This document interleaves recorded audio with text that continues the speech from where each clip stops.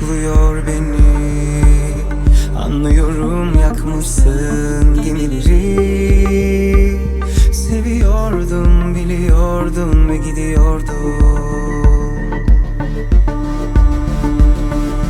Geri alabilmek mümkün olsa her şeyi, İnandırmaz mıydım aşka seni?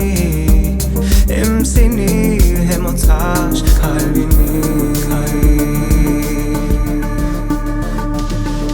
Gider mi insan çok seviyorken? Şimdi dur demem, nasıl olsa bir gün anlar. Beni anlarsın. Yalanlarla bırakma beni böyle. Gözlerime bak, doğruyu söyle ama korkak. Sen bir korkaksın.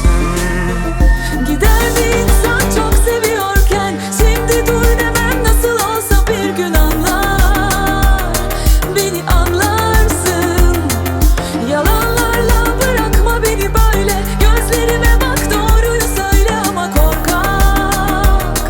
Sen bir korkaksın.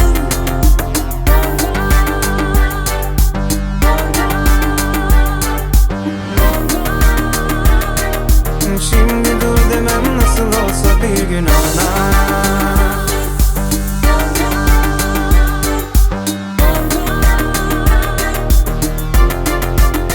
Dünden beri içimde bir sıkıntı yokluyor beni. Anlıyorum, yakmışsın gemileri. Seviyordum, biliyordun ve gidiyordun.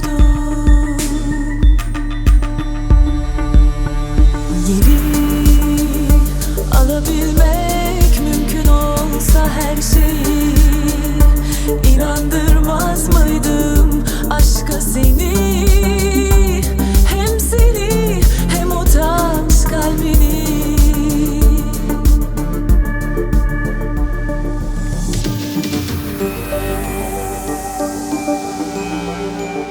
Gider mi insan çok seviyorken? Şimdi dur demem, nasıl olsa bir gün anlar.